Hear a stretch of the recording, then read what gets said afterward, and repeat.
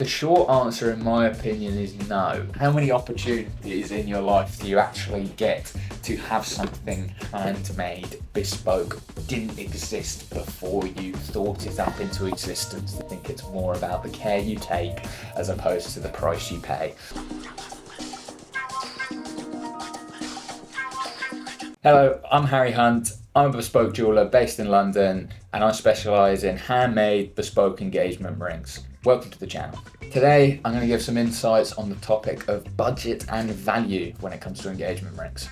How much should you spend on an engagement ring is a bit of a tricky question. Always going to be my answer is whatever you're comfortable with, whatever you can afford. Typically my engagement rings range from about 10 to 20,000. Is typically where I make the bulk of my work, with sort of prices starting at around 3,000 is sort of the cheapest engagement ring you can really make. The main reason of that is just due to the price of metal. The bare minimum of that is going to sort of come into play. With the world of lab-grown diamonds we're in now, we are now in a position that, engagement rings are much more accessible than they used to be. So there really isn't a correct answer to how much you should spend. I mean, yeah, especially in this world of lab-grown diamonds where people are walking around with 3 carats and 4 carats quite casually. In regards to how much, don't ever fall for any of those bollocks sort of 3 months salary or whatever it is they're saying. I mean, you can do if you like, if you really want, but don't feel pressured to. It seems a bit silly, especially as we could probably pull up a load of graphs about the economics of earnings to house prices right now, so that probably saying doesn't really hold up with the test of time. However, there is no right amount. I think it's more about the care you take as opposed to the price you pay.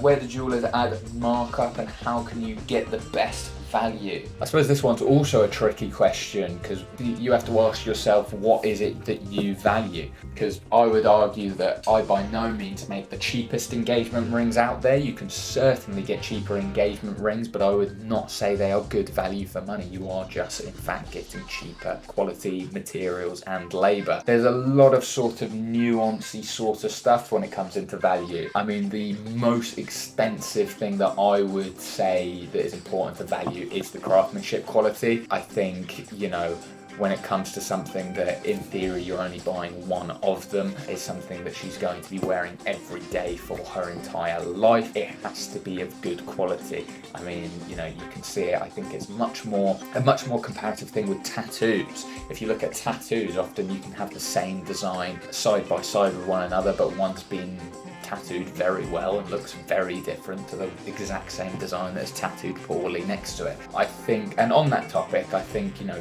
can get a lot of value about just who you work with. Somebody that is just nice and easy to work with, somebody that you're not going to have a headache with. Me personally, I take a lot of pride in my work and I offer lifetime warranties, free resizings, and, a bit of an unspoken, as long as it's not clearly being run over by a lorry, most repairs I'm going to take care of, and that's an important thing to think about when it comes to the value. How well it's been made is how well it can be repaired. Jewelry is worn every day. Eventually, a repair is going to be necessary. It's just an inevitability. If you wear something every day, if it's made well, it's going to be easier to repair.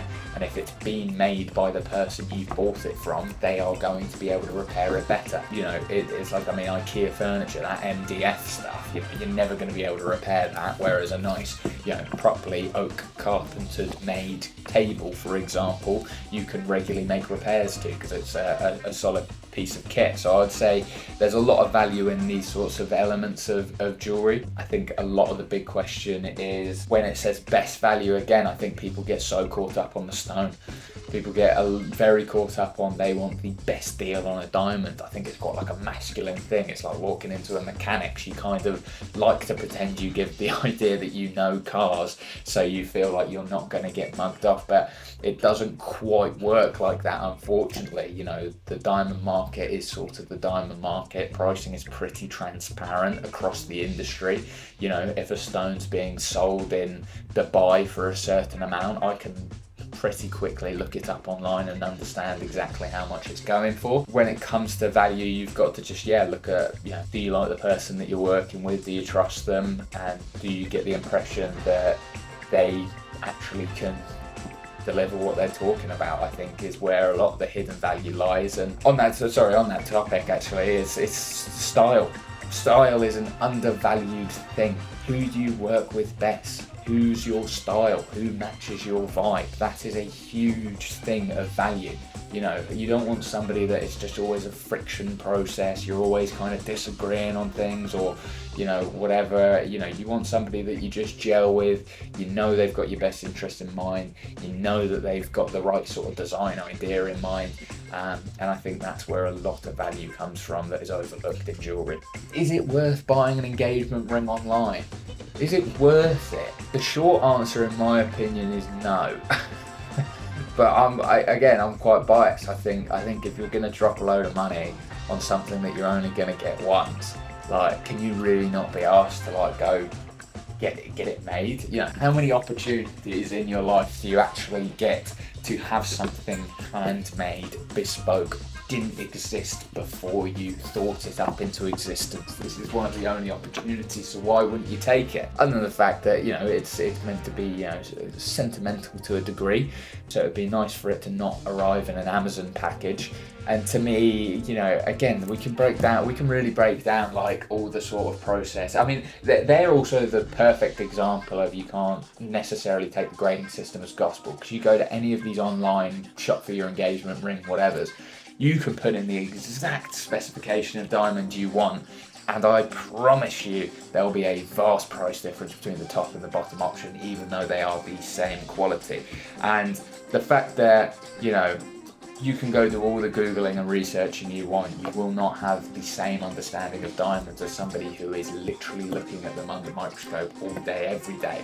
And, you know, the online jeweler is not going to care as much as the person who has spent a month of their life literally looking at it and working on it every day. They are going to package it up, they are going to ship it out like it's socks, toilet roll, or whatever it is that you buy online. I think there's a vibe of that. I think it's they're tech companies. They're not jewelers. They're tech companies. So I don't think you should be buying a diamond ring online. It's just where's the romance? Yeah, try a little, do better.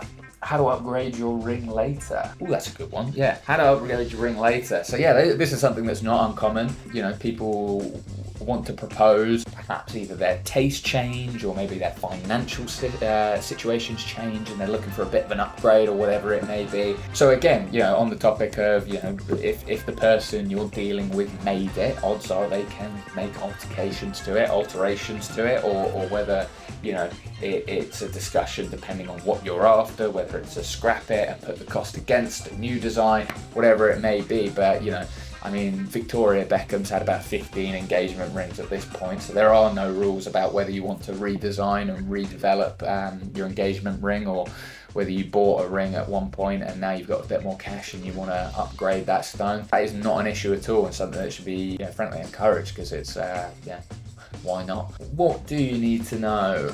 I mean, I suppose this is then where, you know, the argument for natural diamonds has a bit of strength, right? You know, you will get more value back in that natural diamond. I always recommend, to be totally honest, if you are going to, always discuss it with the person you bought it from first anyway. But my often best advice for getting the best money on your diamond back is selling it on eBay privately. That is often the best market for second-hand diamonds. You know, realistically, the diamond, if you're selling it back to a trade or a jeweler, they're not going to give you a better price than what they can from their wholesale diamond dealer. So you're probably, you know, you're certainly going to get some value back if you sell it that way, if you're looking for a quick exchange. But if you're looking to maximize the amount you can get from it, often selling it privately is actually the best bet, and I'm always happy to advise on your best options for that. But yeah, there's you know, the sky's the limit when it comes to redesigning and changing engagement ring and adding stones. You know, I know people come back for anniversaries, add you know, make a solitaire into a trilogy, or add diamonds down the band, or anything is an option really. Thanks for watching. Please like and subscribe for more.